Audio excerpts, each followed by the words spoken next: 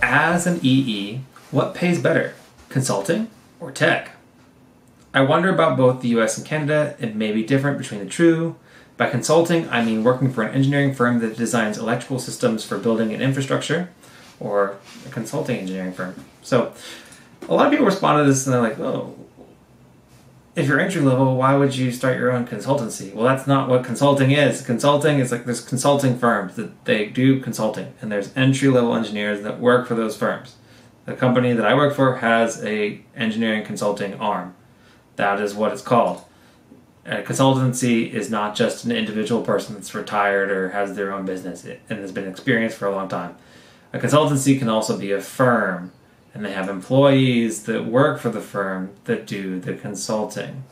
So it's not that limited. Not that limited. So here's what I'll have to say about this. And I commented on this post and I'll comment again. So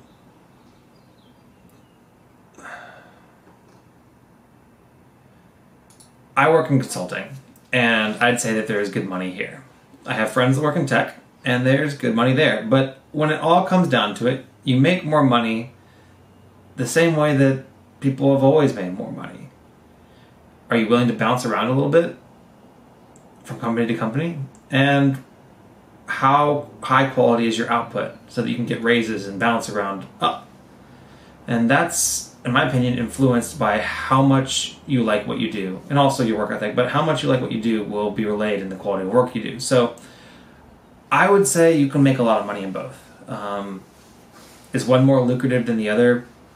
I'm sure that it really just depends on when and where.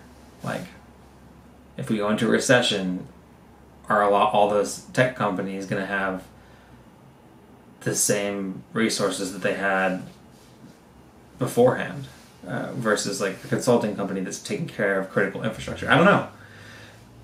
The point is that pick a culture that you like the best and then just kick butt. You know, if you're not satisfied with how you're paid, ask for more money. And if you don't get more money, go somewhere that will give you more if that's what's most important to you. And if you bounce around enough and you do a really good job at what you do, then you'll make equally as good money in either industry. Now, you know, tech currently, a lot of tech people, especially working in software, you know, a lot of them work remote or have a little bit more work-life balances or have a little bit more lucrative benefits packages than maybe some of the consulting firms. But some of the consulting firms are in a position where they can offer per diem, or they can offer TLA, and there's other ways you can make money, and you can kind of travel the world in different ways by going to different job sites instead of working remotely. And if maybe you have more eligibility for overtime. It really just kind of depends on the company that you're working for and on the project and the things that you're doing. So I think that you can make a very lucrative career, and I know people that have been very successful in both consulting and tech. So I just say pick the one that you're most interested in, and then your quality of life will be a lot better. So that's my recommendation to you. I wouldn't really try to follow the money. I'd follow the passion, and where you follow the passion between those two, as an engineer, the money will come.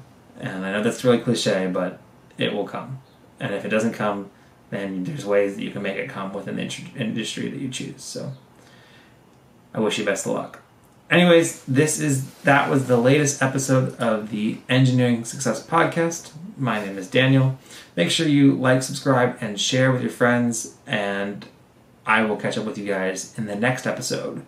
And maybe I'll be married by then. We'll see. Bye now. Thanks for watching this segment of the Engineering Success Podcast. Make sure you like, comment, and subscribe. All those things really help me out. They boost me up in the YouTube algorithm, and they'll help other people see this great content.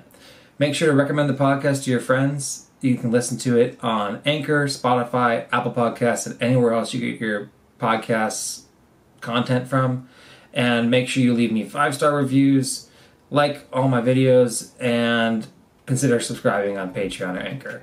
All those things help me out, and I really appreciate you. Catch you in the next one. Now I'm not complaining, my thoughts get complicated, I cannot explain in lameness. Never losing focus because I ain't chasing payments. Still playing in the basement while I'm working on arrangements. They heard the kid in 50 countries, thank God that's amazing. But I'd rather thank Spotify, they put me on the station.